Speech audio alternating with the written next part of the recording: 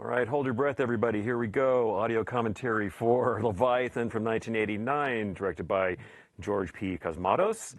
As you can see here, this is presented by Luigi Aurelio De Laurentiis, of course. This is also kind of an official yet unofficial Dino De Laurentiis production from one of his many production frenzies throughout the 80s. My name is Nathaniel Thompson, and joining me here today underwater for this adventure film and horror film and monster film and whatever else you want to call it is Steve Mitchell. Hi, Steve. Hi, Nathaniel. Hopefully I have enough oxygen to last the running time on this. So, of course, this is Leviathan, not to be confused with the much later and acclaimed award-winning foreign language film, although a lot of people get them mixed up, especially when they're on TV, which can lead to hilarious results. But this is the 80s monster movie with quite the cast of character actors. You might actually say it doesn't even really have...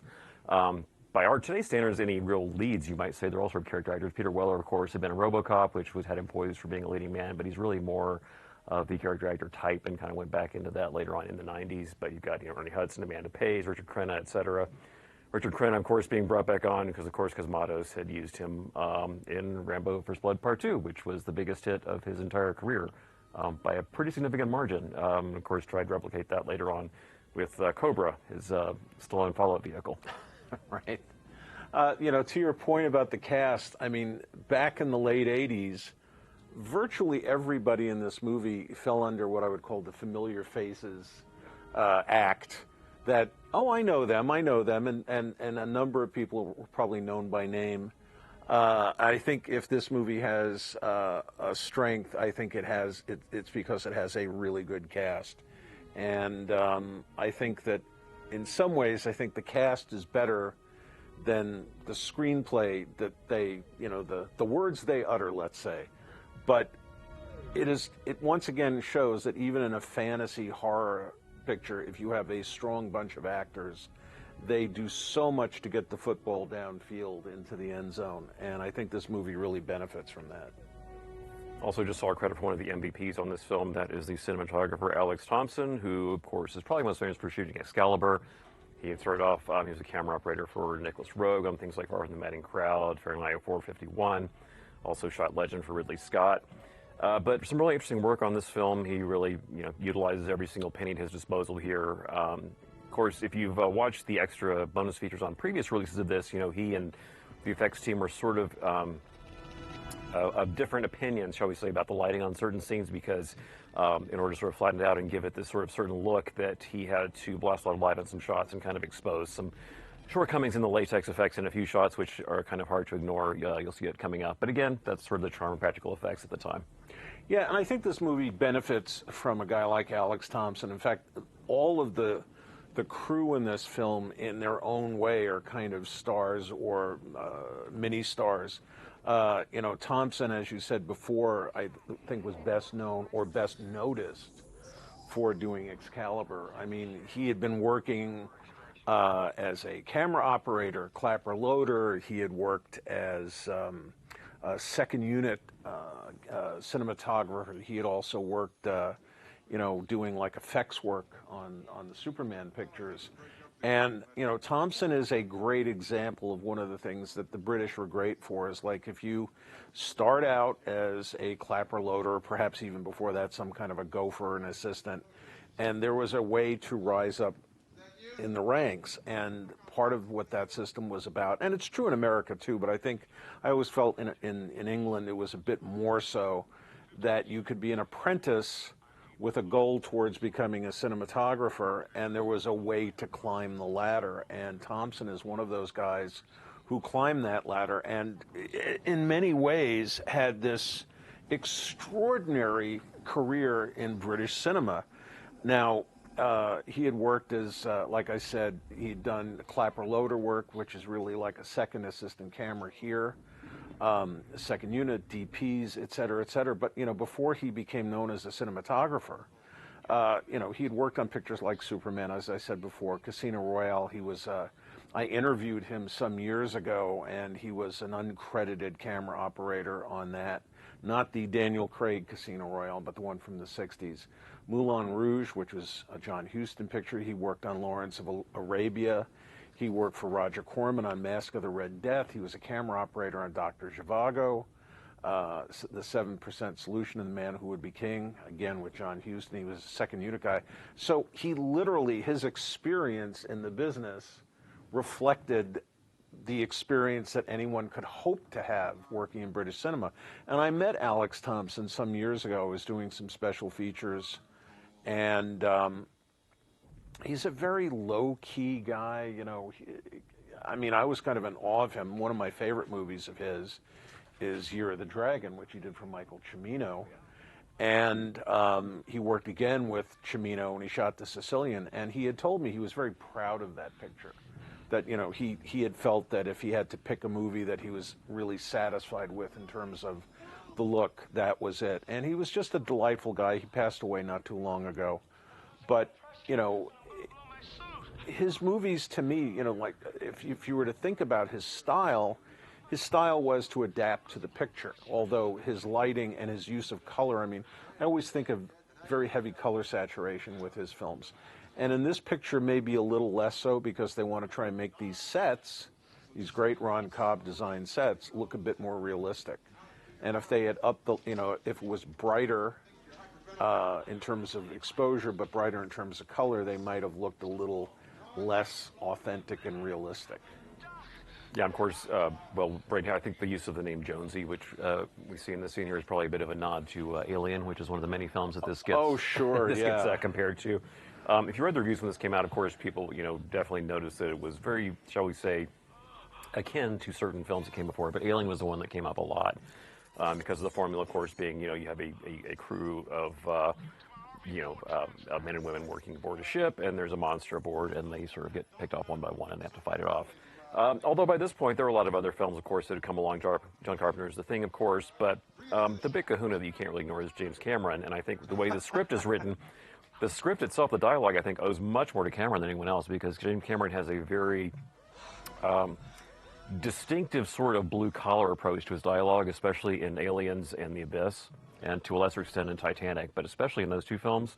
And even someone like Ezra House kind of tried to sort of mimic that in Basic Instinct, but there's a certain cadence to it, and even in Avatar later on it pops up. Cameron seems to have an affinity for what I would call working stiffs. Yeah. And this movie, you literally could go, okay, it's like you're standing around a cinematic mix master, and you go, all right, let's take The Thing, let's take Alien, let's take Cameron, let's take mine workers, let's take blue collar guys and gals, and throw it into a blender. And in point of fact, when this movie was put together, I think that was part of the design of it, literally. To the point they got Jerry Goldsmith to score it. They got Ron Cobb, who worked on Alien. Right. I think Ron Cobb is one of the sort of lesser discussed stars of this film. Oh, yeah. Because everything in this picture, with the exception of, I think, the oil rig at the end, was created for this film. Right. This is all crafted for this picture. And while it bears somewhat similarities to other 80s science fiction stuff, it does have kind of its own look and feel. And, you know, it's as they said before, they liked the idea of the used future in Alien, you know, the fact that it didn't look like it was created last Wednesday. Right. And Cobb does that incredibly successfully here, but in his own way. The movie has its own identity, I think, visually. Well, and he also had a huge playground to work with in that, well, we should, of course, mention that if you don't recall, back in the late 80s, there was this sudden flood, as Hollywood tends to do when you have movies of a feather sort of coming out around the same time. There was a sudden flood of nautical sci-fi films. They weren't all monster movies necessarily. Deep Star Six, of course, was the one that came out of the gate first, the Sean Cunningham film, which is probably the most pure horror of the major release ones that came out. I mean, as a full-on monster film. This one, again, being a Cosmato's film, it is a monster movie, but it also very much has his sort of action kind of touch to it. You could call this a horror film. It doesn't really go for the scares all that much, I don't think. It's not especially and it's just to interrupt for a second, to your point, the horror element, the scares element, really comes in pretty late. Yeah, it's pretty late. They take their time to get there. Yeah. So you have this one. God, I could use a Pepsi now. I'm not sure why. There's this thing called product placement, and this is a blatant example of that, I would say. I love how Daniel Stern just keeps it like right in the middle of the frame there. Even if it's pan and scanned on TV, you couldn't miss the Pepsi can. The Pepsi can is forever. So, of course, all these were sort of trying to beat to the punch James Cameron's The Abyss, which it's still, I think, one of the most physically and emotionally demanding movie productions of all time. That's been chronicled in depth, but of course that's because they shot it really underwater. I mean, it was a massive undertaking. It's up there with Fitzcarraldo among the holy crap, are you crazy? How did you make this movie projects? And they pulled it off. But it's not, I mean, The Abyss is a whole different animal. It's kind of more like a Spielbergian kind of alien movie. But nobody really knew. It's kind of a reality adventure picture for the most part until we get towards the very back end of it. Right. But the thing is, like, when these movies were in production, they didn't really know exactly what The Abyss was. Like, they were very sort of cagey about what they knew. It was James Cameron as an underwater adventure film with some kind of, you know, fantastic element to it. That was really all they knew. And then, of course, we also had some lower budget entries that were in the running. One of my personal favorites is a film by J.P. Simone called, well, over here it was first released as Endless Descent, but the original shooting title was The Rift, which is how it was released overseas, and now it's The Rift over here. But it's a lot of fun. And to your point about how they were shot, that one actually does go crazy with all of the stylization and the color gels and things like that. So it has a very kind of dreamy sort of atmosphere to it. You know, and talk about shooting wet or shooting dry for wet. And Cameron, somewhat maybe comically, there's an episode of Entourage where James Cameron is playing James Cameron, and he was going to direct a then unheard of Aquaman feature. And he says, oh yeah, we're going to shoot it dry for wet. And it's sort of a comment on this, kind of elliptically, but Cameron going, like, after going through The Abyss, I'm shooting dry for wet. Right. But dry for wet is a term they use a lot in the press materials for this film, which basically means that you're shooting it in a set. You usually make it as practical as possible, but you'll notice you don't really get lots of sort of optical effects. You don't see lots of really fakey looking blue screen crap in the background through windows. None of that stuff. Like if you watch a lot of movies in the 60s and maybe even the 70s where people went underwater in submarines and you see these weird matte lines and, you know, weird little projections that don't quite look right. They really wanted to get away from that look and make it as realistic as they possibly could. Yeah, it's the thing is now when you see a lot of movies where there is underwater sequences, you know, the matte work, especially in high def or in 4K, it's just so it's bothersome to watch sometimes. You know, unfortunately, we have this great technology to watch these movies, and sometimes you get to sort of see beyond the smoke and mirrors. Yeah. Although, to be fair, I mean, if you watch prints of those, it's like, I think we were a lot more forgiving then as well. Like, our eyes weren't quite as accustomed to it. You know, after decades of CGI now, it's like we kind of notice it a lot more. Yeah, and the thing is that, you know, I remember when Mighty Joe Young had come out, and you're seeing the glass paintings. I mean, everything's a bit more obvious the higher definition, higher resolution you have. While it's a great asset to watching movies today, sometimes it kind of reveals the trickery. So Dry for Wet was a great example of how to sort of solve that problem. And I think initially they were going to try and do it wet for wet. Yeah. So as I mentioned, like I said, that they had a huge playground on this. And what I meant by that comment is this was actually shot in Italy. The interiors were done at Cinecittà. This was actually done on Stage 5, which is, you know, kind of the huge famous one that they use there. That's where they shot things like Ben-Hur, Quo Vadis, Cleopatra. This film was originally supposed to start shooting in January of '88, wound up being held a little bit, and they did some more casting announcements, things like that. Daniel Stern was brought on, for example, May 10th of '88. Peter Weller was April 20th, and Amanda Pays and Ernie Hudson were announced on May 11th. So they went underway. One of the reasons was because that stage was being used for Terry Gilliam's The Adventures of Baron Munchausen, and actually when they came on, they were still working on it. There were still a lot of props that were up and a lot of work being done on some of the ancillary sound stages for it. So the Munchausen crew and Leviathan were actually set up at the same time for a while, and they did overlap. And you can actually read interviews with some of the personnel where they talk about, you know, how sort of awestruck they were getting to watch Munchausen in full sway in Italy, which was just a mammoth production in itself. I mean, again, that's been very well documented, but it is sort of amusing to think of Leviathan and Barry Munchausen, at least for a little while, their productions overlapping. And what the environment was like, you know. The crews were intermingling. Yeah, like I wonder if they played soccer together. Like, you know, I wouldn't be surprised. And you know, it's interesting that, you know, the Italian film business really kind of got reborn after the war. Right. And, you know, there were a number, you know, as the further away we got from the end of World War II, the more interested American audiences became in international cinema and travel. And Cinecittà, even back in the day was so well known. It was like MGM would be, you know, to normal everyday people here in the States. You know, to the whole point of this whole dry for wet thing, visual effects supervisor Barry Nolan and then Alex Thompson started to conduct a whole bunch of tests where they created a temporary set and heated vegetable oil, of all things, in pressure lamps to produce smoke. And to create the illusion that plankton were floating in the water, they had a couple of workmen spend 3 days cutting up chicken feathers that they dropped in front of fans, you know, because the plankton, you know, the floating plankton helps to create that illusion. And the feathers sort of dropped in straight lines after floating around for a bit, and then they just wound up, you know, collecting on the floor. And Alex Thompson sort of fixed this problem using candelati, which is a slow-burning kind of solid alcohol that you would use in like camping stoves. And after you light it up and the flame is blown out, the fuel will smolder and it produces these fine white flakes. Apparently, Italian filmmakers have been using candelati for years for artificial snow. And the flakes from the candelati are so light, you know, they float in the air and they can swirl in eddies before dissolving. So they double very nicely for plankton. And even all these years later, I still think it's an effective way to handle it. Yeah, it looks really good. Yeah.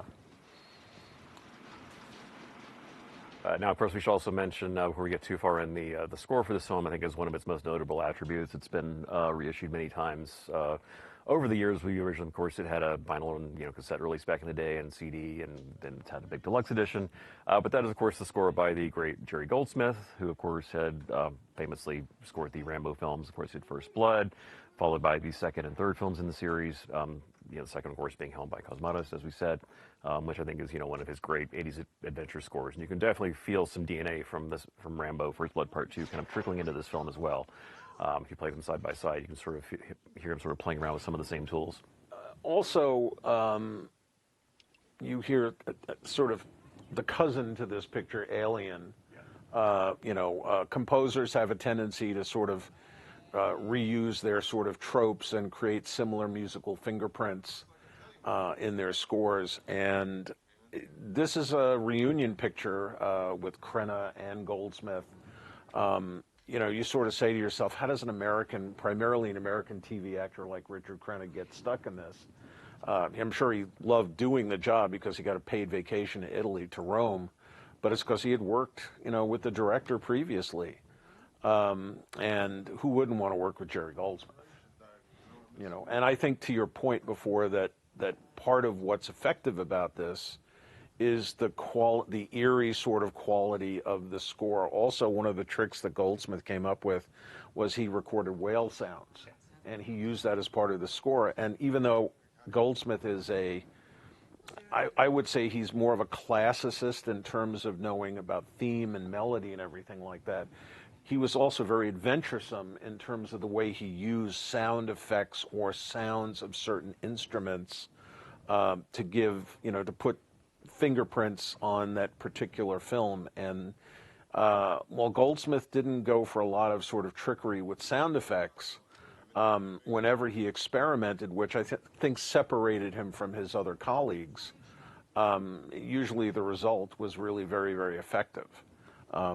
He would find these exotic instruments sometimes, like in Star Trek The Motion Picture. He found, I don't remember the name of it, I'm sorry, but something that he was able to use to create the sound of the Klingons musically. So Goldsmith was, I think, in my opinion, he was one of the great five-tool players, to use a baseball metaphor. He could do all the traditional stuff, and then he loved to experiment. He also loved electronics. He was probably one of the first more classically oriented composers to discover electronics, as he used to call them, and he loved using them, and he put them to use on this picture. Yeah, and you were mentioning the whale sounds. That's something he'd also played with earlier on. He was also one of the people who worked on Legend, which I mentioned from being shot by Thompson. But his Legend score actually uses those whale sounds and other. It's kind of a really cool cacophony of like electronics and orchestra and these sort of manipulated sound effects like that he uses, especially when you see the unicorns. It has that sound. But it's a really fascinating score, which of course didn't get used in the American version. Yeah, but unfortunately. Yeah, rather famously. But yeah, this again, this is quite an interesting score though, and as you mentioned, he was someone who embraced electronics, but he wove electronics and real symphonic instruments together in a way that doesn't sound like anybody else. We were actually just earlier talking about film music. We mentioned someone like Maurice Jarre, who made a very abrupt shift where he went from all symphonic to all electronic. There were other composers who did that.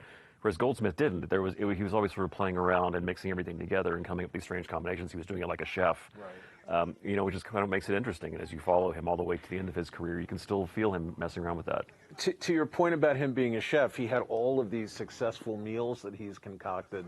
And a lot of composers who've had very lengthy careers sometimes will rely on their sort of tropes or cliches or whatever you want to call them, or ingredients. And Goldsmith was always trying to find something a little different, a little more interesting to bring to the ball game. And well, for example, if you compare this later on, he did another nautical monster movie called Deep Rising, which is which is a radically different score to this one. Even though there are some, you'd think that him being in the same genre and sort of the same basic idea, but he takes a completely different approach to it, and it's just a real rip-roar of an action score. I really love that score. Well, that's just it. He scores it like an action film, which in many ways it is. That's sort of a triple genre bouillabaisse of a movie. It's an action picture, it's a horror film, to some degree science fiction, a caper picture. It's a remarkably entertaining movie, and Goldsmith had a lot to do with that. Here again, this sense of the plankton, the combination of the smoke and these little pieces, that of course was slow motion. You did, I don't know, I just saw some wires, which if you saw a print in the theater back in the day, you probably would not have noticed. I think you did, because I actually remember seeing that. You did? Yeah, I do actually remember that. Yeah, that was just one where, today you would have sort of digital cleanup of that. But I don't know, every once in a while I like seeing, I get a certain comfort seeing boom mics or boom mic shadows sometimes in movies. Kind of just reminds you that these are made by people. Yeah, like I say, I don't mind seeing wires in movies, though. I think it's kind of charming. Yeah, I agree. William, speak to me. What's happening now? Richard Crenna is really good in this movie. When I was rewatching it prior to this commentary, I've always been a fan of his work, and he's very credible as the Doctor. And he had a series of TV movies that were on one of our networks here. I think they were called the Frank Janik Mysteries, where he played a police. He was either a lieutenant or a captain, but he was the investigator. And somebody once said to him, I said, do you do a lot of research for this part? You play a cop so convincingly. I mean, how do you do it? Do you go on ride-alongs and stuff? And he goes, well, they give me a suit and a tie and a gun and a badge, and I'm a cop. Well, in this thing, he's just supposed to be this doctor who had this interestingly tremendous career before he screwed up and got stuck down in this mine underneath the Atlantic. And he's just always very credible. Even in Rambo, when he shows up in the uniform, you just go, yeah, this guy's an ass-kicking officer. I bring all this up because we don't have actors quite like Crenna today, guys who go back and forth between character parts and kind of character leads. And, of course, Hector Elizondo, the great Hector Elizondo, is one of those guys. Ernie Hudson, of course. This is where this movie really benefits, by having these really strong actors. Yeah, and of course Lisa Eilbacher. I mean, yeah, who everybody fell in love with in Beverly Hills Cop. Yeah, and Michael Carmine, who I noticed, I think in an early episode of Miami Vice, that he had that very Spanish Harlem kind of quality to him, and I thought he was really, really interesting. And unfortunately, he passed away not too long after this picture was it was either finished or released. I think he'd had a heart attack. Yeah. But again, very credible. He steps in front of the camera and he brings character literally with his presence. I mean, I think that's one of the things that Peter Weller does, that, you know, he brings that kind of character actor zeitgeist to the picture. Yeah. Even though he does have the kind of movie star kind of command as well. We all loved him in RoboCop, and obviously Cosmatos loved him in of Unknown Origin. A lot of Cosmatos movies all have this deep connective tissue between them. And I found an interesting quote from Cosmatos. He said, "My pictures appeal all around the world. I do slick American pictures with a European sensitivity." And he was, for the most part, pretty commercially successful. Yet he did not do a lot of films. You know, he did not have a really broad filmography. You know, he seemed to do a movie every 3 or 4 years or something like that. Right. Yeah, he was quite a colorful character. I mean, if you check out any interviews with people who worked with him, they always sort of say that he was a fun guy to hang around. But Ernie Hudson, for example, says he was the most politically incorrect man he'd ever met. If you want more detail, you can watch the interviews with him. I won't go any further than that one. But yeah, Cosmatos, they did a press kit for this film that came out and talked about lofty aspirations. Here's what Cosmatos had to say when he was promoting this film. I love this one. Can't wait. The film is above all a thriller, a scientific thriller, if you will, which sets out to entertain. But along the way, I'd like to think it has a few thoughts to offer on what is being permitted to happen to the world around us, the consequences which must be paid for when people, no matter how well-meaning, attempt to change the natural order of things. Something not so far removed from our film could actually happen in the foreseeable future. The world has already been shown a few warning signals. One can only hope it will take notice before it's too late. Now, as far as I'm aware, we have not had any giant chicken monsters coming after us underwater, but, you know, it could happen. Right. And of course, as you know, the monster itself does not really get a ton of screen time in this movie. We see sort of which was surprising to me. I remember when I saw it, given the fact that Stan Winston and his gang of merry men, who were so good at doing these kinds of creature effects, were involved. I was a little surprised, I got to say. I love the practical fish effect going through the air there. Yeah, it's got a little bit of a Diver Dan sort of thing. I'm dating myself. Diver Dan was a kind of a kids' TV show with these sort of, you know, they shot Dry for Wet also, and they'd have these fish puppets and fish barracudas, and that just kind of, I don't know if that was an intentional tip of the hat or it just sort of worked out that way. But yeah, that was fun. I guess that's an underwater cheap thrill. Yeah, it worked. I like it. Yeah. It's too bad this wasn't in 3D though. That would have completed the effect. This would have been pretty effective in 3D. It would have been really cool in 3D. One of the things that's nice about this movie is that even though we are never outside, it's not quite as claustrophobic because the sets have a certain amount of depth and some layers to them. Right. You know, I like that Alex Thompson and company sort of control the color in the underwater stuff as well. You get a sense of color, but it almost seems like just a blue filter or a cool filter. This movie is much more artfully shot than maybe even the release prints sort of looked back in the day. One of the things about release prints are that they are a couple of generations away from the negative, for those of you who don't speak camera. And so when we see these pictures on Blu-ray and in HD, 4K HD, UHD rather, we get much more of what it was like to be on the set and the color design on the set. Or what it would have been like watching sort of a first run print being shown, like, you know, in a screening room in Hollywood, for example. Because I don't know about you, but I saw this film. I saw this when I was living in Georgia, but back then that was, you know, you just went down to sort of a fourplex or, you know, duplex or whatever, down to, you know, went to the theater. And a lot of times theaters are notorious for, you know, running the bulbs as long as they possibly could. So a lot of times you would go see these movies and it was a little on the dim side. Right. You know, everything was kind of grayish, a little faded. And this continued well into the 90s before we went all digital. I mean, this was really common. I mean, even later something like Immersing Hannibal had that same problem where it was so dim. Even out here, I knew there were certain theaters where it just seemed like they were trying to save money on the bulb. Yeah. You know, if you go to a matinee or something like that, you sort of say, maybe they're trying to cut back. And so, unfortunately, theater movie going, when you're seeing them in those circumstances with even a first day print right from the lab is not going to look as good as what you're looking at right now. Right. And that did have some charm, and then again, it didn't. Yeah, it depends on the film. But yeah, with a film like this, though, I mean, it definitely does. I mean, you see all these colors here. Like, I remember, for example, these sort of rose-colored tints that they put in here really did not jump out at all when you saw this on the big screen. Like I said, you could see the detail was fine. Like I said, you could see the wires, you could see all the production design, all of that. But the color popping wasn't really there like you see on this transfer. It really got toned down a lot when you saw this in the theater, at least when I did. Yeah. Well, that was, unfortunately, back in the pre-digital projection days, the risk you took sometimes if you saw something in a drive-in or a grindhouse. Right.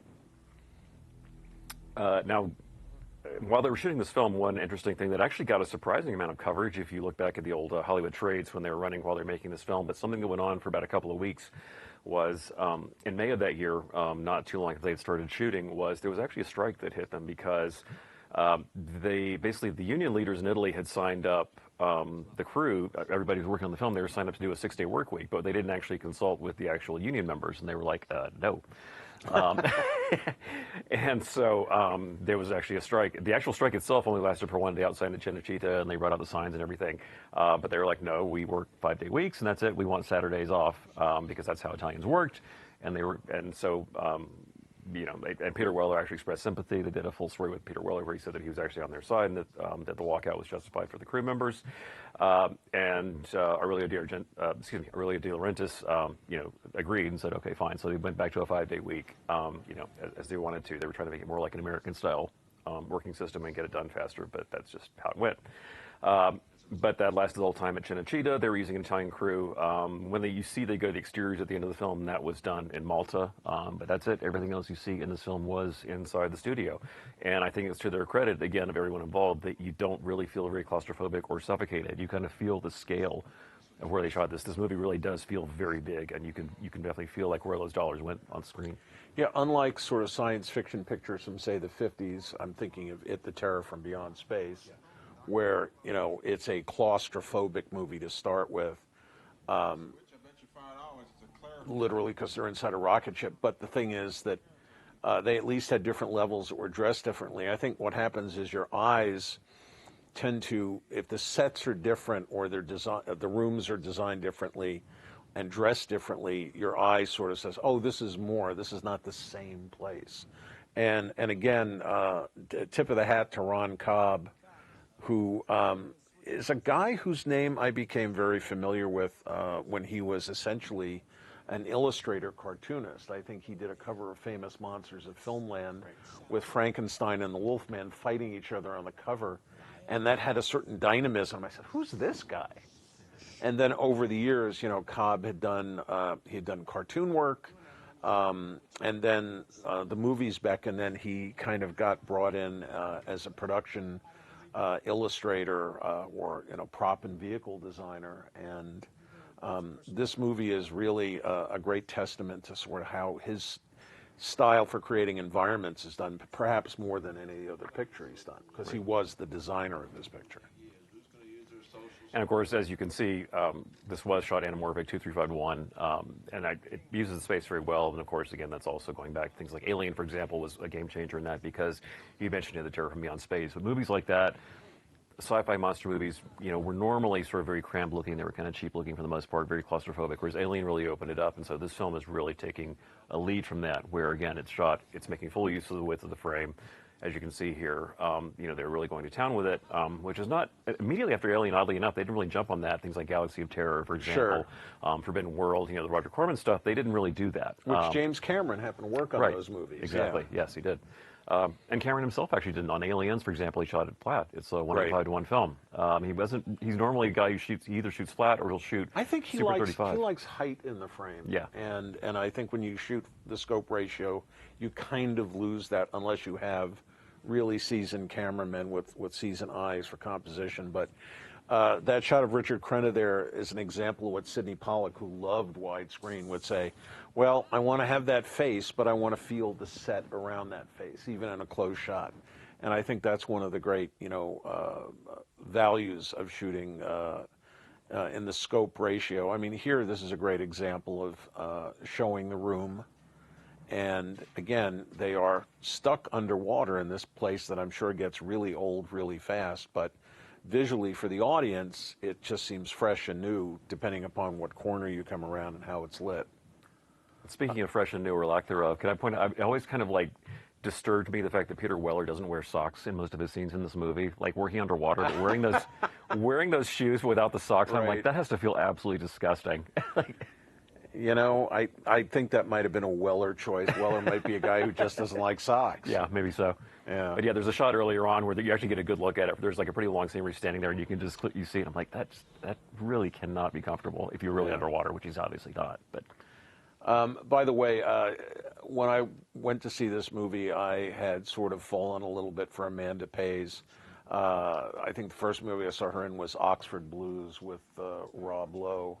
And I think that perhaps this, she got this part because she was kind of a little bit of the it girl at the time.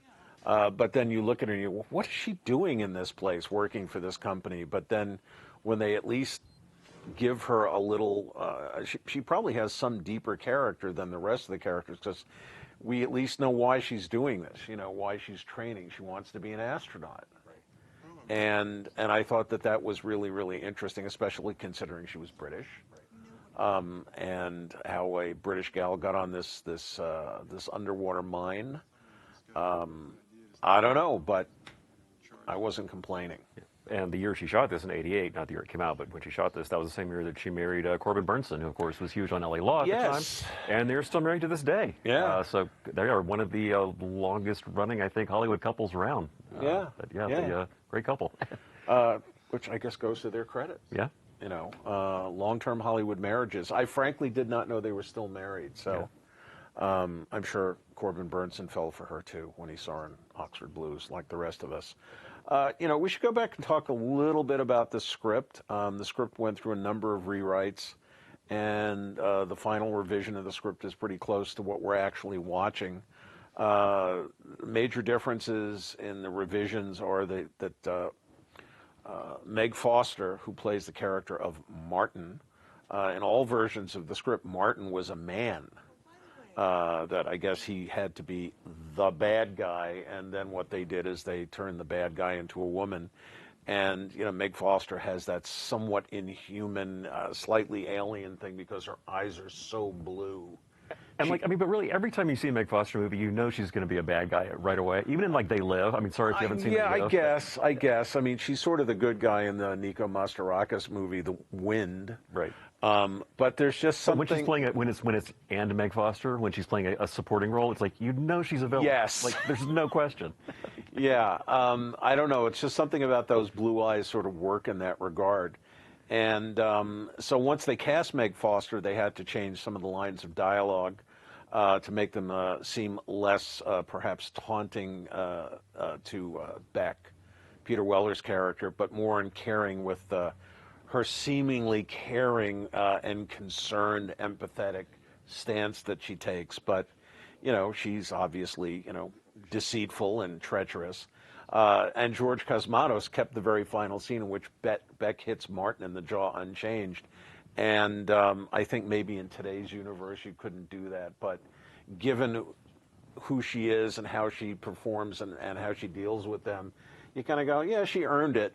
Yeah. Now look at her. She's trying to be empathetic, and you just don't buy it. Yeah.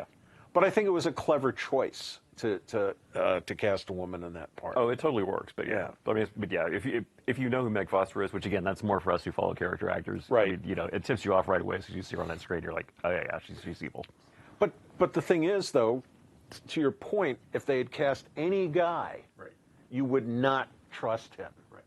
So part of it is just us being us. Right. But it would have been funny though. What if they had swapped Meg Foster and Lisa Eilbacher's parts? Yeah. That would have been kind of funny. Have her play the bad guy. And then you wouldn't trust her in the Lisa Eilbacher part. Right. But it would have been funny though. It would totally upend you though, because you're like, oh, it's Lisa Eilbacher. She couldn't possibly be bad. Right. Exactly. Anyway, so this film had a bunch of different writers, and David Webb Peoples had a lot to do with the script. He kind of got the ball rolling on this script. if you don't know who David Webb Peoples, he's probably most famous for his screenplay for Unforgiven, the Oscar-winning Clint Eastwood Western. And so here's a couple of quotes that I found with Peoples. He said, well, doing this picture was not necessarily a happy experience for me. It didn't work out at all or in any way I like or I intended it to. I only watched the film for the first time a couple of years ago, and this interview was done quite some time ago, and all I saw were the things that I screwed up and the things that other people screwed up. It's not something I'm too proud of. I mean, I worked hard, but the assignment from the studio was to simply write Alien but underwater, and ultimately a scene like this makes me think of John Carpenter's The Thing, you know, dissection and goo and blood and stuff like that. But, you know, one of the things that just happens with scripts sometimes is the original idea really, really works, and there's always the input of the director and the producers. And, you know, at its core, I still think this movie was a really enjoyable 80s, you know, science fiction horror type film. And speaking of The Thing, this is, of course, is similar to McCready, where he does Oh, the computer totally. simulation scene. Yeah. It's totally that. I don't know. Movies back in the day, I think they would sort of, you could say they created, you know, well, all right, what I'm trying to say is theft. Everybody stole from one another, and if something was successful, you know, they wanted to emulate it because, you know, the movie business is always about finding an audience. It's homage, Steve. It's homage. That's that French word that you like to throw around. But yeah, but the thing is that even though that this has elements of so many other things, I still think it works on its own terms. Of unknown origin. Well, that's just an inside joke for you know, inside baseball fans. Yep. But I think the picture plays, and I'm frankly, in rewatching it, I'm surprised that they took so much time to get to the sort of monster movie part of it. You know, up until, you know, the last 15 minutes or so, it was a little bit more of a mystery. Mm-hmm. You know, and you go, oh, this is an underwater thriller mystery, and then we are where we are. Which is very much how things were back in the 50s when you saw monster movies. It was like you pretty much kept it under wraps until the very end. Yeah, especially in low-budget movies where, you know, they didn't have a lot of money for effects or The for Beast makeup. with a Million Eyes. Beast with a Million Eyes was it? What's that? The Mexican dinosaur movie, The Beast of Hollow Mountain. Yeah. Where you literally don't see the dinosaur until like the last 20 minutes. Mm-hmm. And I like double genre movies. One of the things that they discuss in a lot of these Hollywood screenwriting courses, especially back in the 80s, was don't do just one genre, do as many as you can. And this is obviously an example of that. Aliens, you know, science fiction, horror, war picture. You know, Predator, of course, you know, one of the great 80s monster pictures, you know, war picture, movie monster, and jungle picture.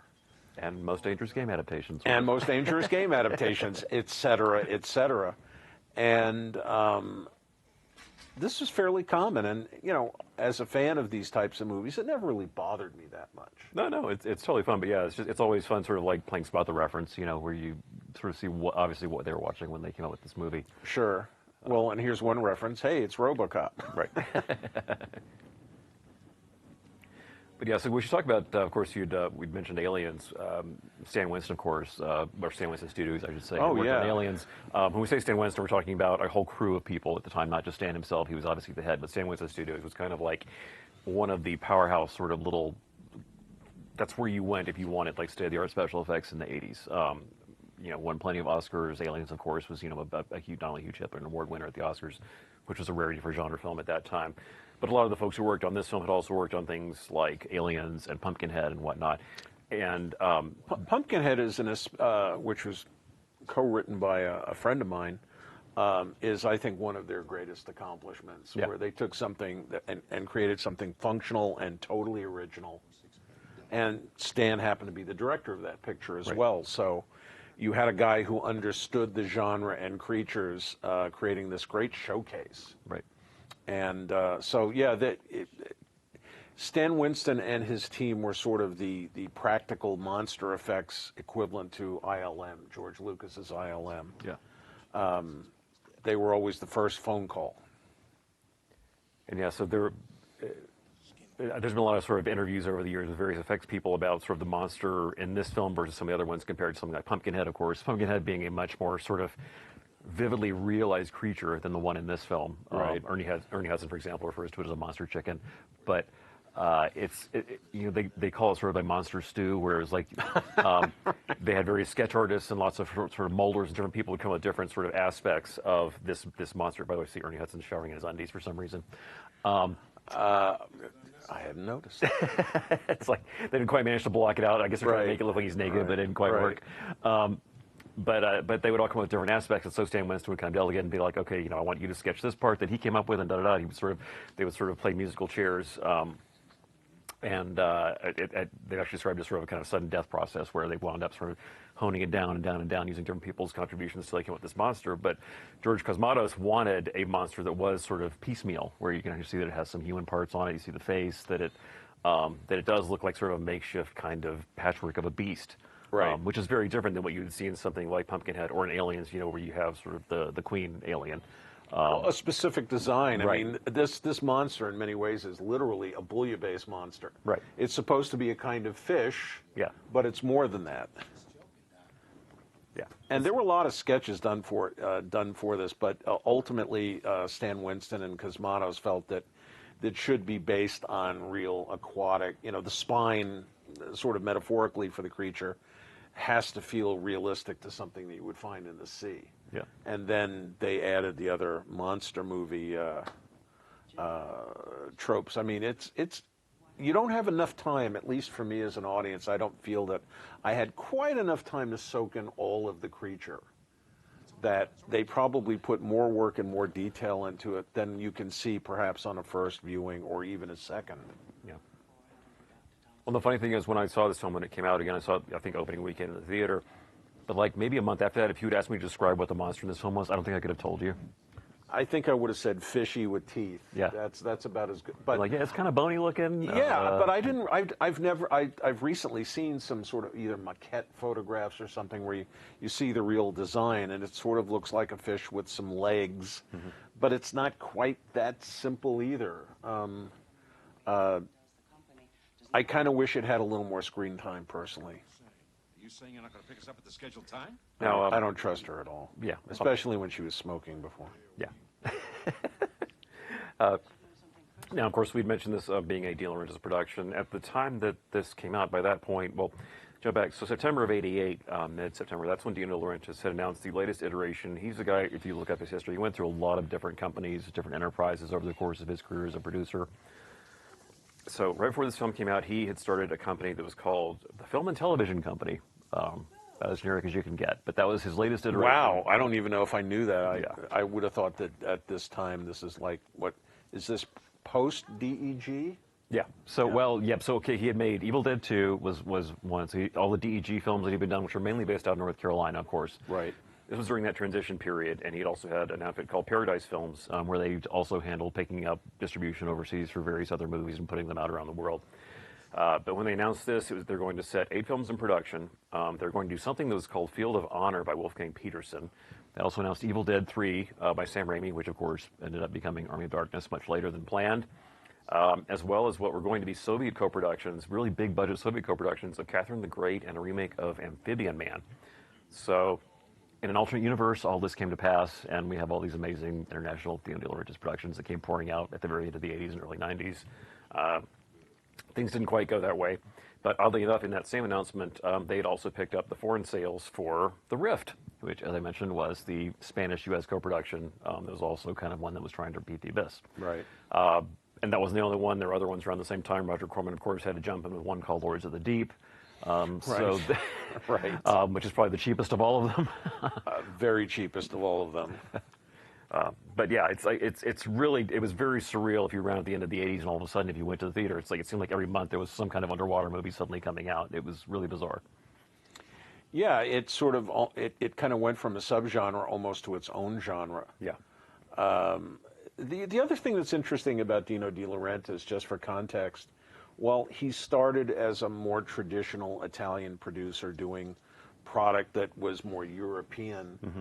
He ultimately embraced, and I get it, for commercial reasons, the whole idea of making very American pictures. Yeah. You know, King Kong was sort of his version of Selznick's Gone with the Wind. Right. And some people love that movie, some people don't love that movie. They're wrong.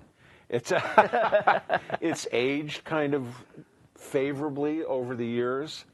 I certainly love it because of the John Barry score, and that was the movie where Jessica Lange, her career really got started.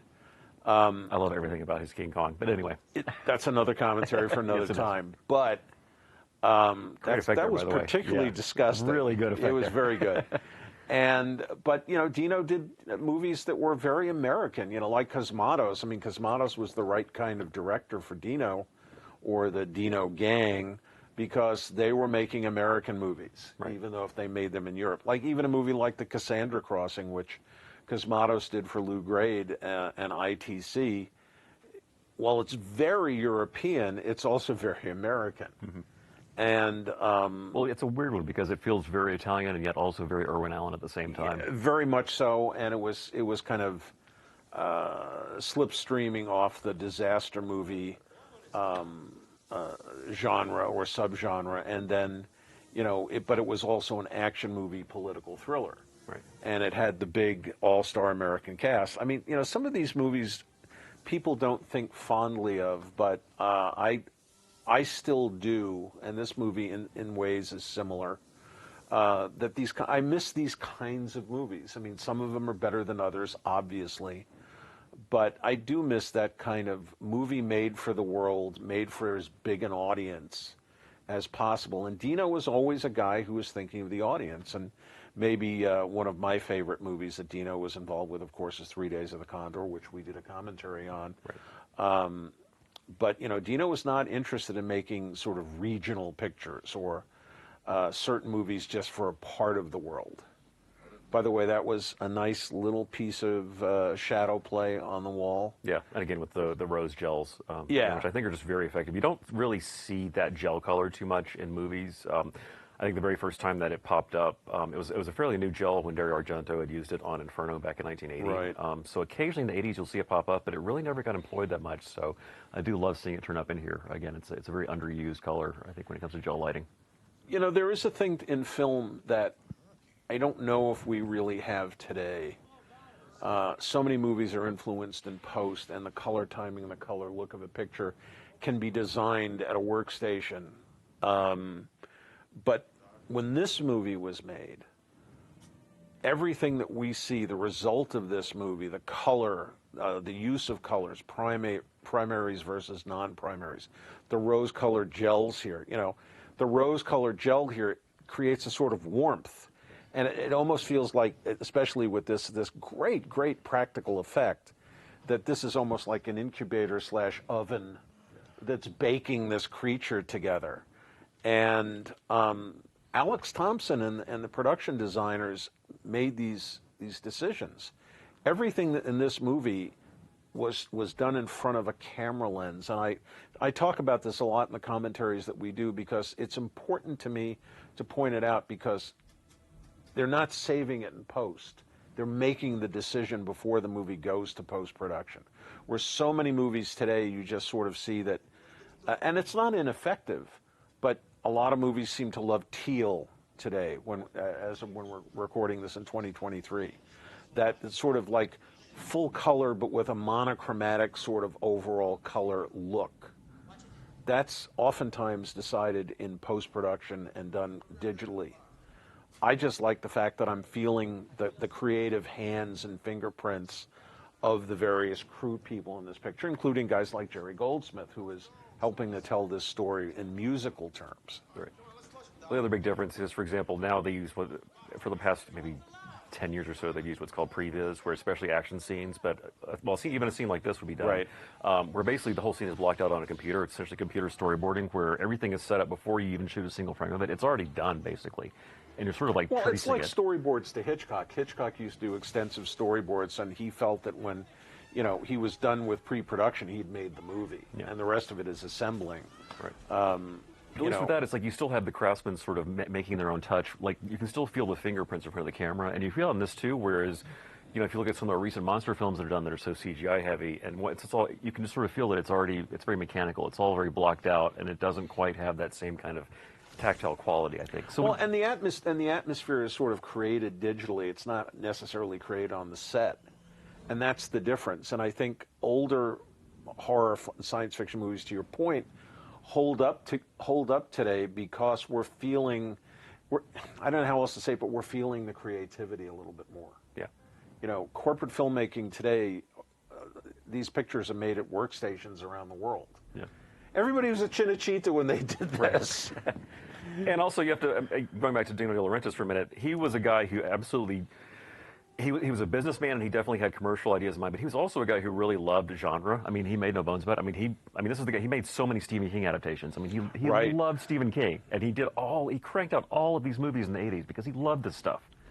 Dino was a mogul without a studio. Yeah. I mean, he had a studio for a while in North Carolina, which always puzzled me. Yeah.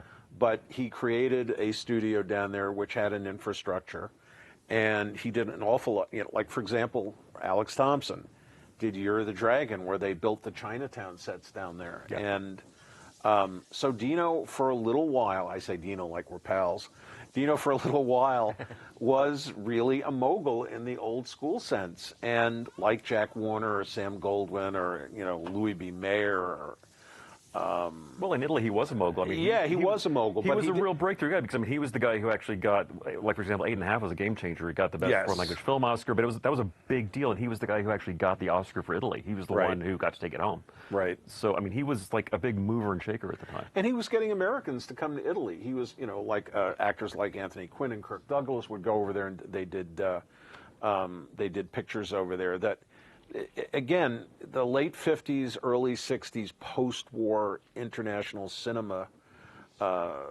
environment changed because the war had receded, progress had been made, things had been rebuilt, and cinema became world cinema. And because of guys like Dino and the movies that they made and the fact that these pictures were getting distributed over here, was influencing all of, as I like to say, the hippies in the late 60s who grew up watching foreign movies. So, Dino and his other producers, not quite like him, but other international producers, they were influencing American movies to come. Mm-hmm. Yeah, they really were. And I mean, and Dino was, he was a guy who always embraced just style for the sake of, he embraced sort of stylization, I think more than a lot of producers would at the time. And again, this is the guy who gave us Barbarella, Flash Gordon, things like that. And again, even King Kong, I would say, is a very sort of deliberately unreal film. Which it kind of is, yeah. Yeah, I mean, if you look at what we're watching right now, I mean, that's just, this is just pure pulp fun. Yeah. And I think one of the things that I respond to now with some perspective is that movies that I might have said, yeah, it was okay at the time, the sort of pulp fun aspect as you were describing, is a little bit more apparent and perhaps even a little bit more enjoyable today. With distance has been kind to movies like this, I think. Right. And of course, this exchange here is echoing, as you said, the source like Alien Underwaterness, of course. Alien was one of the first films, I think, sci-fi films where it had really overt sort of anti-corporate kind of slant to it, which is what you're getting in this exchange here, where it's about the almighty dollar sort of, sacrificing your crew, sacrificing the welfare of the human race, essentially, if need be. Obviously something that's continued to expand in the sci-fi genre. It hasn't gone away. It really, really hasn't. And unfortunately, real life has actually kind of caught up to it in a way, in a sense. I'd say a lot of things have gone out the window. Science fiction horror movies are always kind of prescient, and maybe now more than ever. But again, this is a movie that, again, slipstreams off other movies from earlier in the 80s where the whole idea was to take stuff which was for kids and teenagers, grindhouse fans, and they were starting to make movies. And this was sort of the beginning. I mean, look at the movies that are made today. Fantasy, whether it's horror fantasy, science fiction fantasy, or a combination, is everywhere. Superheroes as well. All of the movies that are popular today at the time were looked upon as, it's stuff for the kids, the teenagers. It's not grown-up entertainment. And in the 80s, that started the segue and acceptance for these movies as grown-up entertainment. Yeah, you sort of felt that. I remember you probably were more conscious of this, but Alien was one of the first films I remember being very conscious of actually being theatrically released. I was a little kid at the time, but I remember walking through stores like Sears or whatever, and you'd actually see like Alien dolls, like the figures and stuff sitting on the shelves, and you would see like the Alien comic book was all over the place. Right. The comic adaptation. So it's like it was like a hard R film, but they still thought, yeah, oh, it's a sci-fi film with monsters, so it must be for kids anyway, which was like weird. Well, because it was science fiction and fantasy, and that was considered kid stuff. Yeah.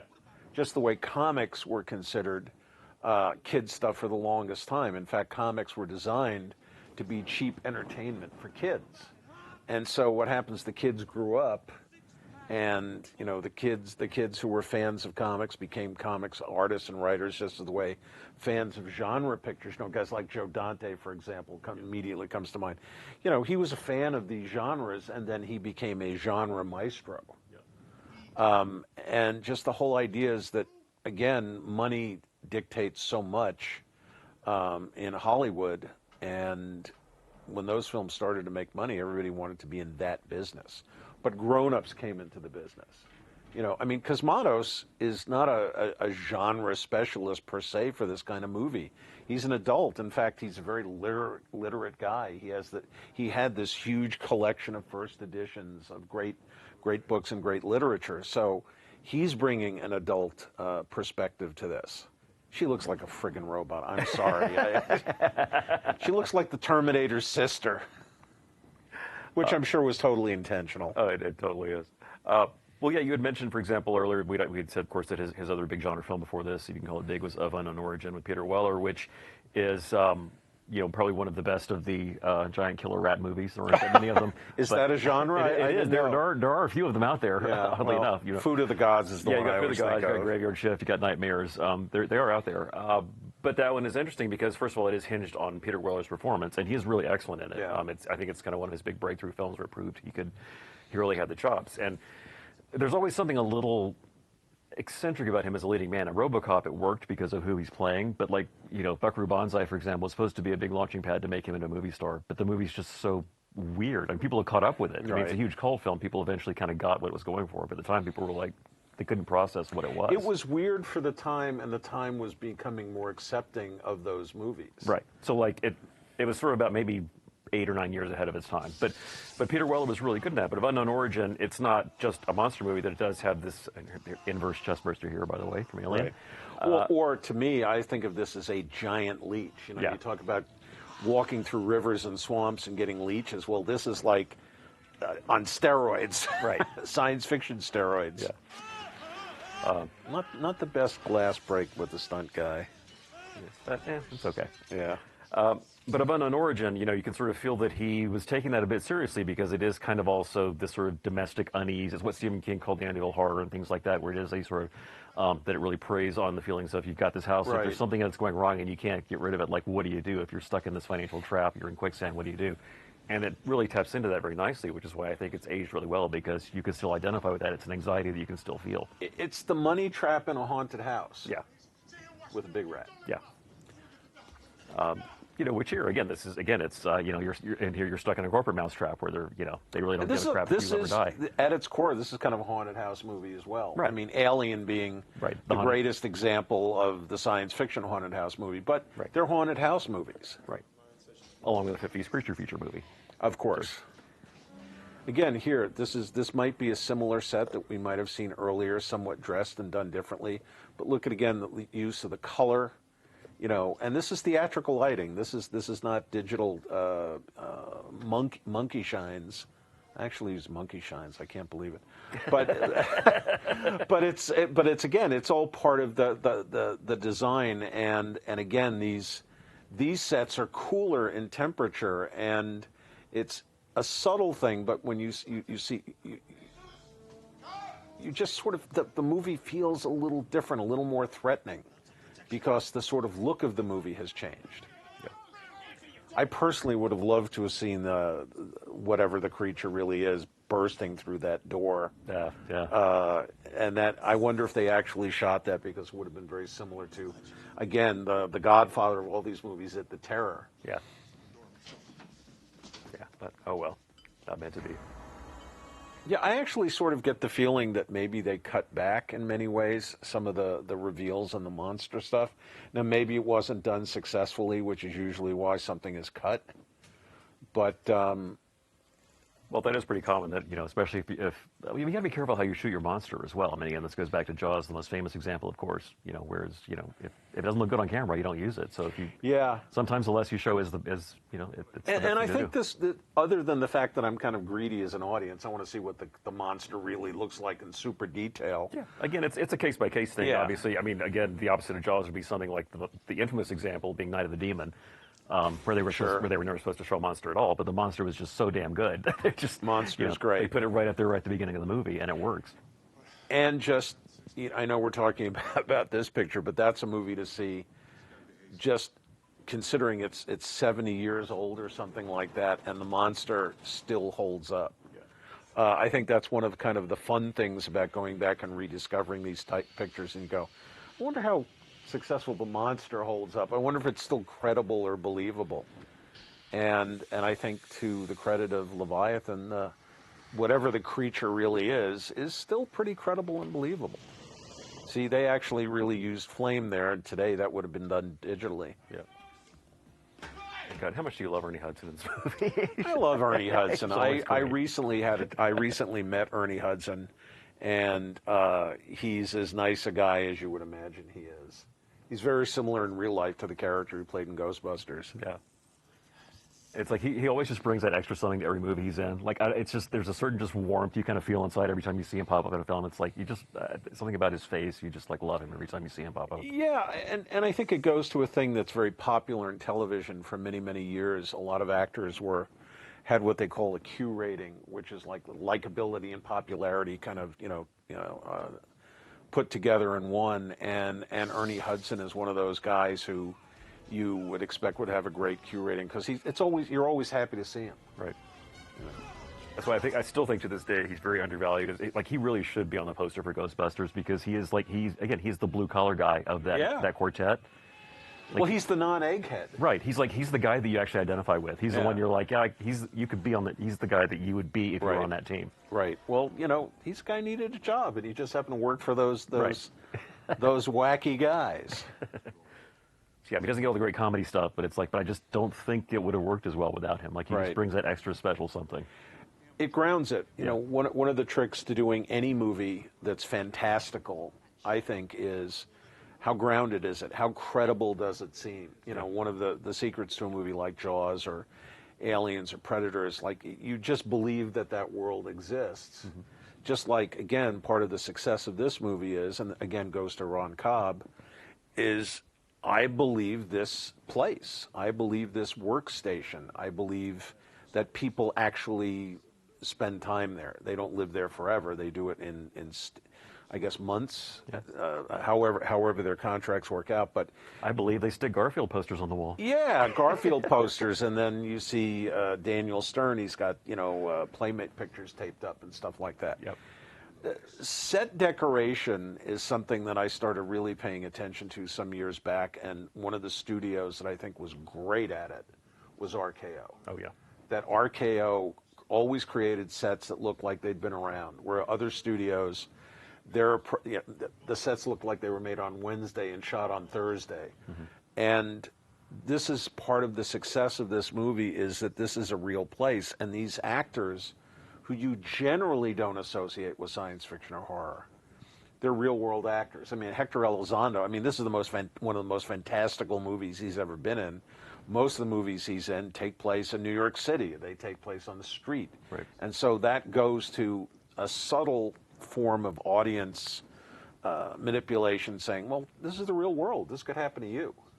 Well, speaking of RKO, this is not just John Carpenter's The Thing, but also the original The Thing from Another World, which is one of the all-time great, like, believable working class monster movies. You actually do feel like that is an outpost where they're working because it's so well cast. And again, a haunted house picture in a sense, right? Very much so.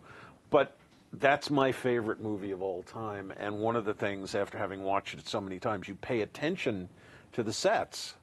And again, it's little stuff, it's extra stuff, but that whole movie is couched in this greatest generation post-war reality with that Howard Hawks camaraderie and professionalism and charm. And to some degree, this movie is successful at that as well. Yeah. I mean, it's no shame to say the script for this is not as good as Howard Hawks, but then very few things are. So okay. Very few things are. Certainly very and again, the trick to doing any movie like this, or any movie in general, is character. Yeah. Having character, the writing and the characters. Now, this movie benefits. I don't know if the writing is as deep as I personally would like it to be, but the actors are doing a lot of the heavy lifting. Well, again, it's like they all bring a sort of shorthand. When as soon as you see Richard Crenna's face, like you kind of know, you can fill in the blanks already. You kind of know who his character is just because it's Richard Crenna. You see Daniel Stern, you kind of know what you're going to get. He doesn't need to give you any backstory. Yeah, absolutely. And I think if one of the problems I have with some films today, and I realize I'm being the cranky old guy, is that a lot of movies today are not cast with actors like this. The actors are good, but their careers. This is the thing that Hollywood used to do so brilliantly: is the acting pool was smaller, and so you would see the same faces over again, and they would inform the proceedings really well. Notice also the way Thompson is now darkening the picture. Mm-hmm. That we're getting more of that haunted house feeling to it. It's not as warm. This is all by design, and very effective design too. By the way, while I didn't talk to Richard Crenna, I did sort of have a near close encounter with him at a Starbucks here in California, and people recognized him. And he was very warm towards everybody. He was smiling, easygoing. It wasn't like he was stampeded for autographs, but he was accessible. Mm-hmm. And this is the other thing, when you have actors like Crenna who have these long, long careers, it's because they're easy to work with. They make the day shorter.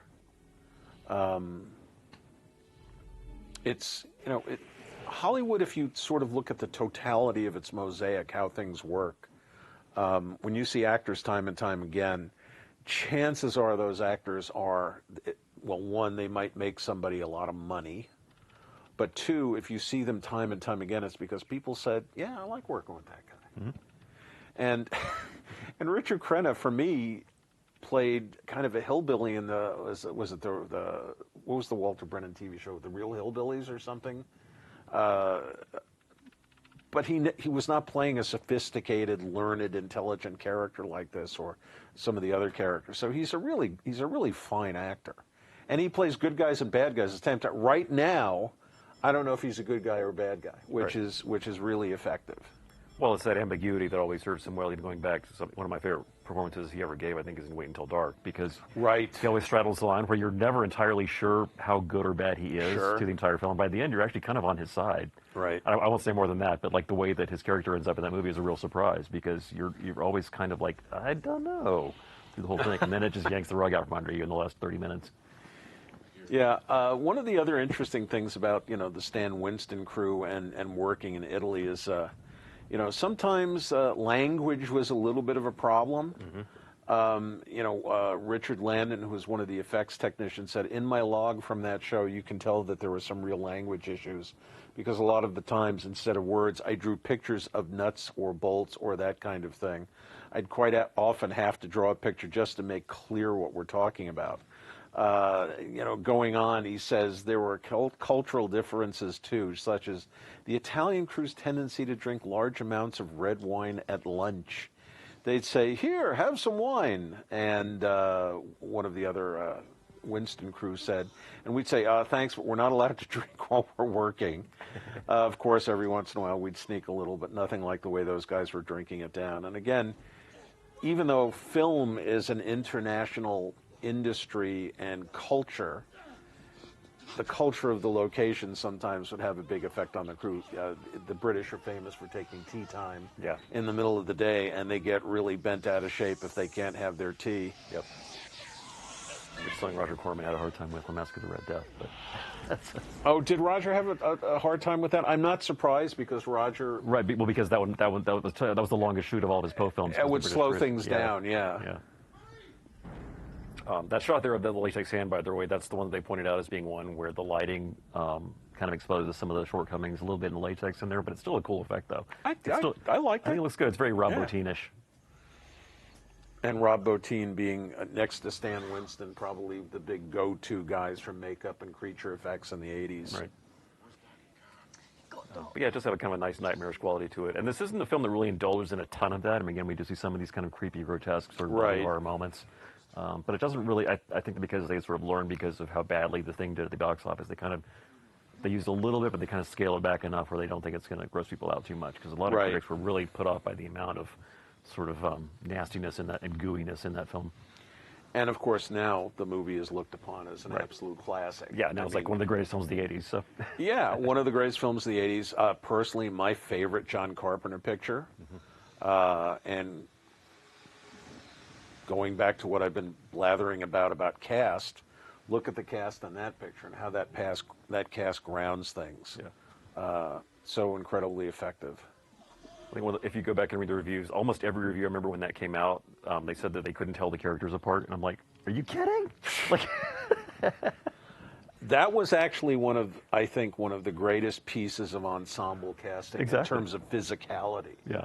And to this degree, Leviathan can be guilty of that too, that the physicality of all these, you know who everybody is. There's no trying to figure it out. And that's like someone saying, I can't tell the difference between Daniel Stern and Richard Crenna or Ernie Hudson. Yeah, It's like, or Hector Elizondo, you know. I don't know if you said this earlier before, but it's just for the record, this movie began principal photography in March of '88 and went through like May 11th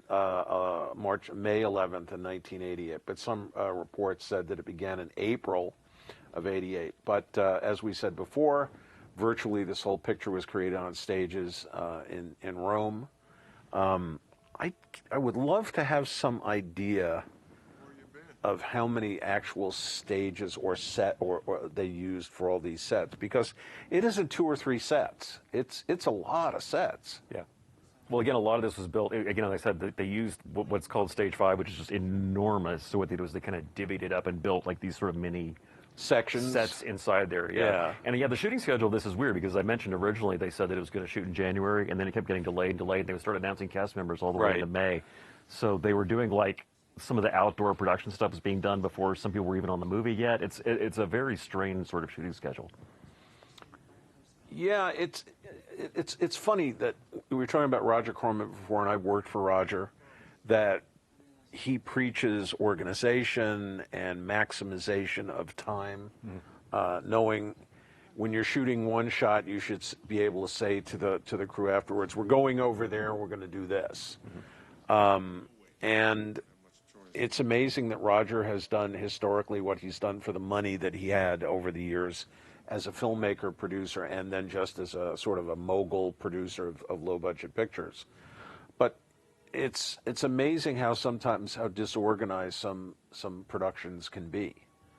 And no matter how talented the people are who work on it, sometimes you don't always quite know what you're doing, or your planning goes awry. This actually looks like it's really underwater, and they did do this shot obviously not. Right. But there was some underwater photography done for the picture. Again, in Malta, and I guess we should say for those who don't know that Malta, which is in the Mediterranean, has one of the great tanks and access to ocean backgrounds. And, places, movies like Popeye were shot there, which that's is probably most famous. Right. Where they actually built Sea Haven. Yes. Became a tourist attraction for many, many years after. Yeah, yeah. Or Sweet Haven, I mean. But yeah, it's the Malta stuff in this is interesting because you think this being a monster film, and as you mentioned, it's getting darker and kind of more sinister as it looks. And all of a sudden, at the end of the film, for the climax, you're in broad daylight, which is breaking one of the cardinal rules of horror films. Yeah, but they use it to effect. They do. No, it works. Yeah. It works. And again, and obviously somebody noticed it because they did it again on something like Deep Blue Sea, for example, the Rennie Harlan film, which does the same thing, where it's all underwater and sort of very dark and claustrophobic, and then it goes into broad daylight and wide sort of open spaces on the sea at the end. It's a nice sort of switch that you don't expect because, again, the tradition was, especially with monster movies before this, it's like you know, the climax always takes place in the dark. It's always people being chased down dark hallways, et cetera, et cetera. That's how Alien does it, for example. But then this one really just breaks away from that. Well, that's the thing about making a movie in and around a lake or an ocean, is that it's what's underneath. What can't we see? You know, this movie, and we'll get to it soon enough, the climax where the whole idea is if we get to the surface, we're safe. Yeah. And then, of course, not so fast. Yeah. That's true. At the end, like Deep Blue Sea, et cetera. And also, I mean, obviously the one exception, of course, is Jaws, which, you know, mostly takes place in daylight. There's a little bit of nighttime in there. Right. But again, that's sort of a monster movie, different kind, because that's, you know, the whole last act takes place on the open water. So that's kind of the exception that proves the rule. Right. And strangely enough, you know, when I think of Jaws, it's not strangely enough, but I always think of Jaws as a monster movie. Oh, totally. It's one of those instances where the phony shark, had it been a real shark, it wouldn't have been as good. Yeah. The phony shark feels more like a movie monster. Well, it's all in the camera placement, too. Yeah, so, yeah. Well, the famous story is, what would Hitchcock do? Yeah. Again, this is sort of a very Ridley Scott kind of moment for me, you know, getting into the belly of the mechanical beast. Yeah. Also, I'm not entirely sure why it's steaming. I think is the... Because it did an Alien. Okay, exactly. Because they got the flamethrowers like Aliens, so it's got to be steaming too to match. Right.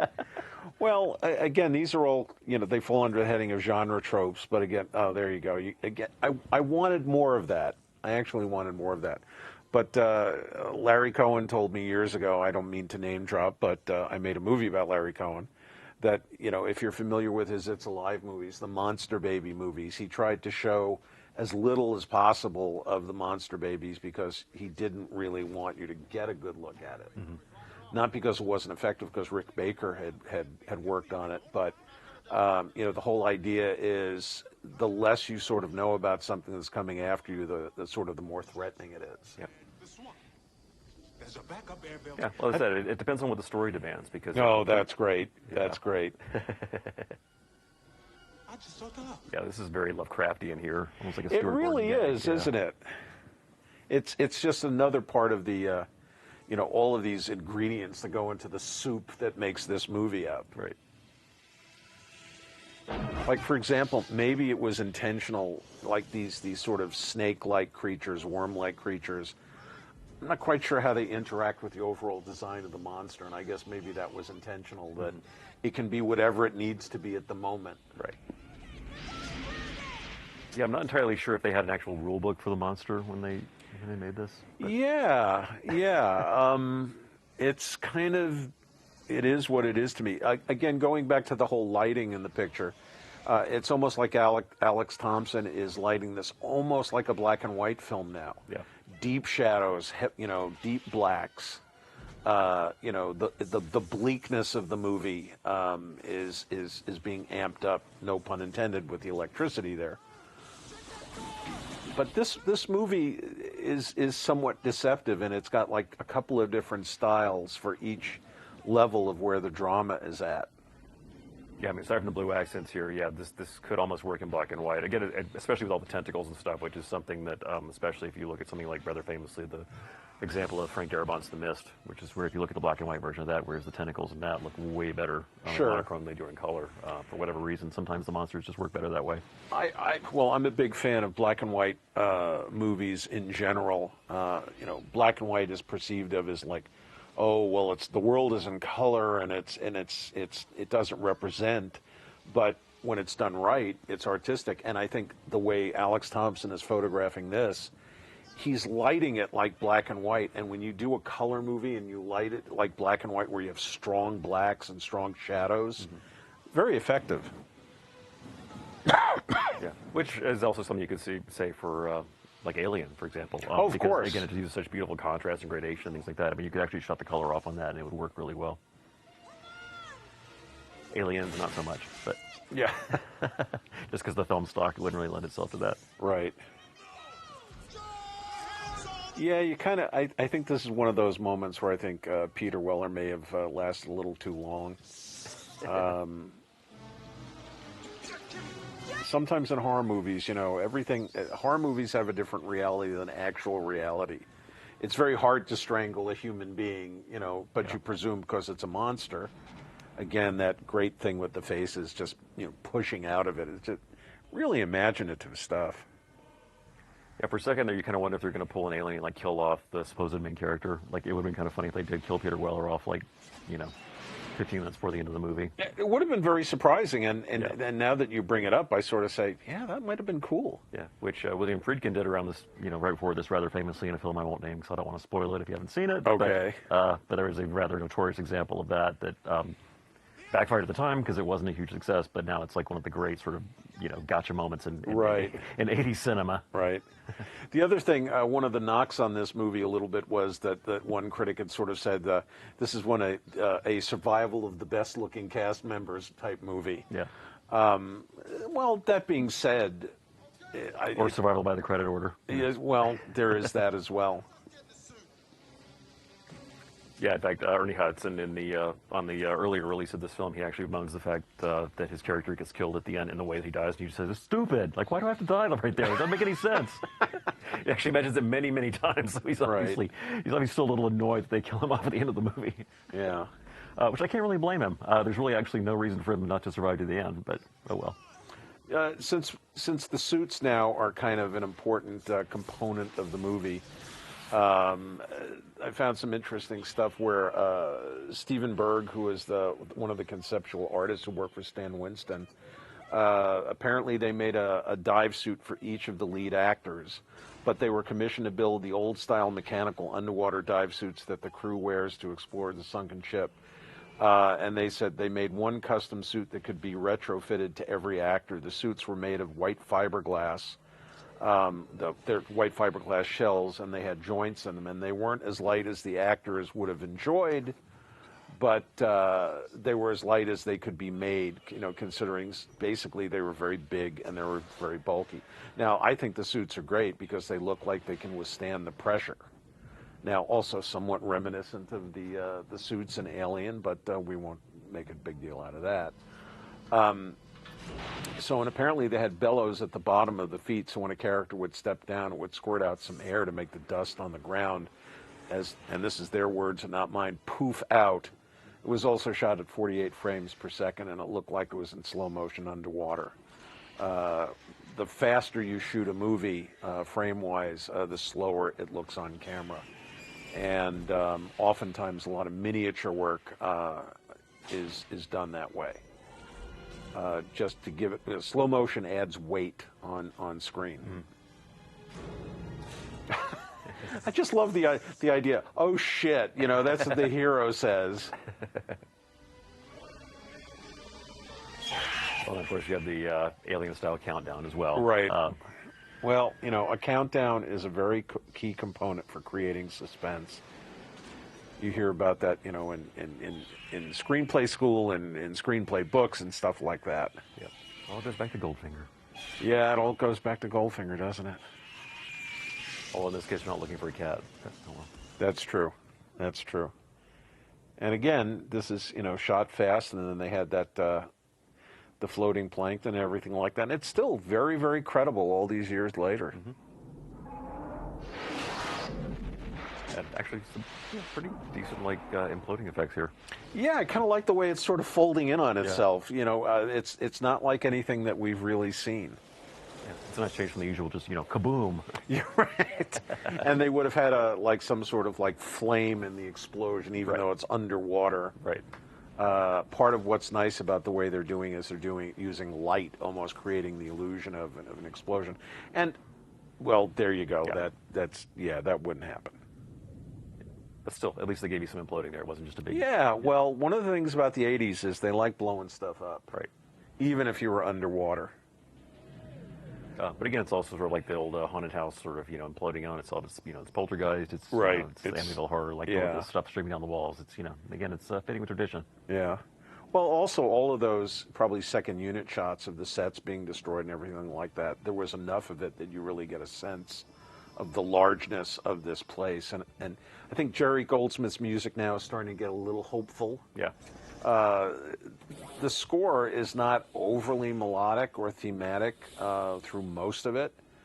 And as we get closer to the surface, I mean, Goldsmith is almost celebrating their safety musically. And, of course, the end title is a very sort of celebratory piece of music by him. One of my favorite end titles, as a matter of fact. Yeah, it's very effective. And Goldsmith was, especially during the 70s and the 80s, I don't know if it was true in the 90s, but he would spend a fair amount of time in Europe, and he would do a number of his scores in England. I think this, Inchon, and I think Cassandra Crossing were all done in Italy. Am I missing any offhand? Those are the biggies, I think. Those are the biggies, yeah. And again, the whole idea of light and the surface, they're safe. I don't know if there are any flotation devices in there that are keeping them above the water, but, that's okay. They're there. Hey, we're in Malta. I don't. It's weird because I know this was shot overseas. Where did they get the American helicopter? Usually, because that's an American Coast Guard copter. It's not some Italian or European chopper that's painted up to look American. Maybe they were visiting. Who can say? I like that. Where's the goddamn hurricane? Yeah, I'm fine. I'm all right. I'll be all right. Well, not quite so much. Now, of course, if you were around watching horror and sci-fi movies in the 80s, you always knew that there had to be some sort of gotcha scare at the end. The monster was never truly dead. We watched it, by this point, we'd had like so many Friday the 13th and Nightmare on Elm Street movies. You knew that... And Halloween. Yeah, you knew there was going to be one last attack. I still think the most effective example from that decade is probably The Terminator. Because that actually does it, because that one really works like gangbusters. It's a great scare, and it's just a really intense sort of second climax that you get. Aliens does it really well as well, where you think the movie's wrapping, sort of winding down, and all of a sudden it's like, whoop, nope, here's another climax. Yeah, it just, it's a genre trope that's created for audiences, but I never get tired of it. I thought this thing with the sharks, I'd forgotten about this. Like, yeah, they're in the ocean. They're in the Atlantic. Yeah. Yeah, of course they're sharks. Talk about having a bad day. Relatively speaking, they're a little calm considering how many sharks are swimming around them. I don't know. Well, after, escaping and the monster, I guess the sharks are supposed to be, like, oh, they're only sharks. Right. In real life, of course, sharks aren't even remotely as aggressive as that, but, Right. Well. Right. And guess what?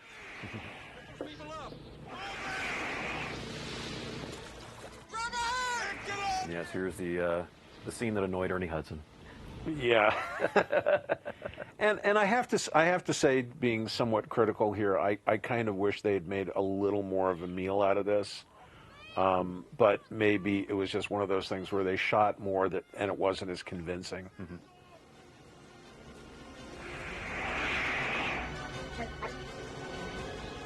Yeah. Also, a little bit of maybe a nod to Jaws 2, the rather famous scene with the helicopter coming down in the Kind of. A wee bit.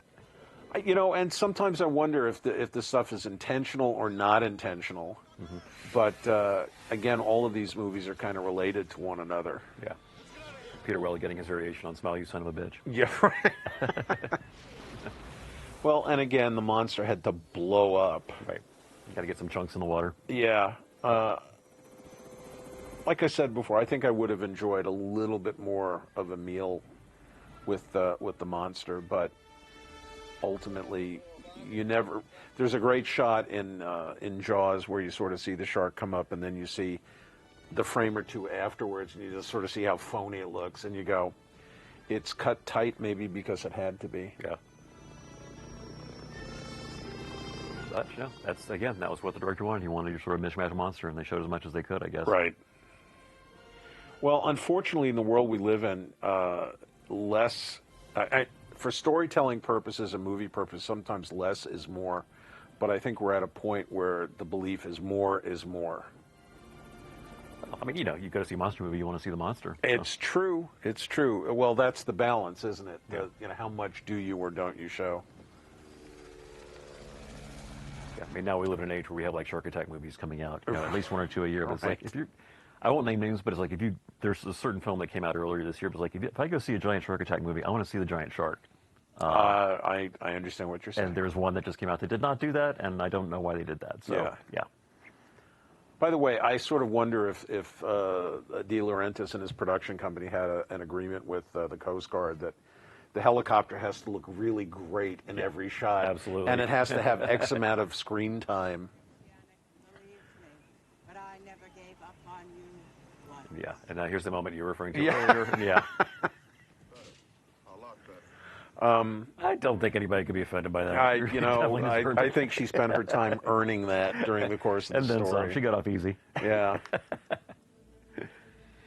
Well, thank you, Steve. It's been fun going back watching Leviathan again. Just a sort of charming little throwback monster film again from the very tail end of the '80s. I think this is kind of a strange sort of transitional period for horror and science fiction. We're sort of coming out of a golden age, and things were starting to quiet down a little bit. And again, this is kind of a fascinating one. Lots of Italian credits here that we're seeing. What did the Italian Ministry of Defense do? That's what I want to know. Don't ask, don't tell. Yeah, exactly. But, it's fun to go back and revisit stuff from the past because you're seeing, for the most part, the state of the art of movies at the time. Mm-hmm. And, everybody's, today, with all the stuff with digital improvements and digital technology, I know for a fact that when it comes to editing, life is so much easier. But I don't know, my heart still belongs to the movies I grew up with and I got old with, and watching these really handmade pictures. And this is a handmade picture, and it's fun to revisit.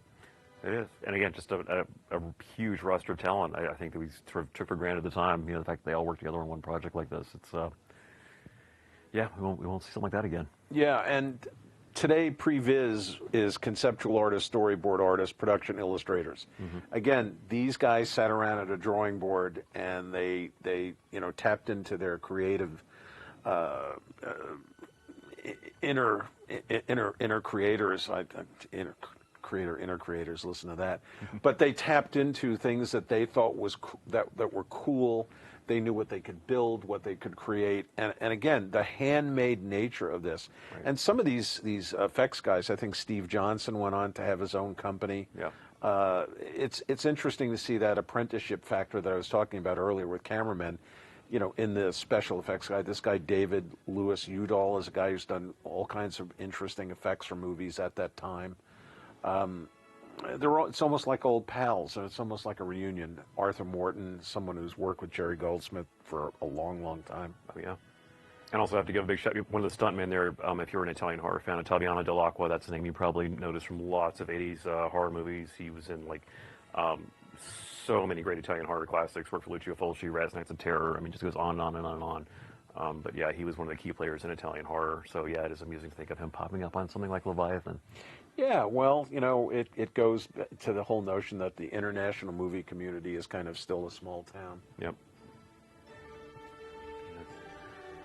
There we go. Filmed on location at Cinecittà Film Studios, Rome. And the Gulf of Mexico, too. Yeah.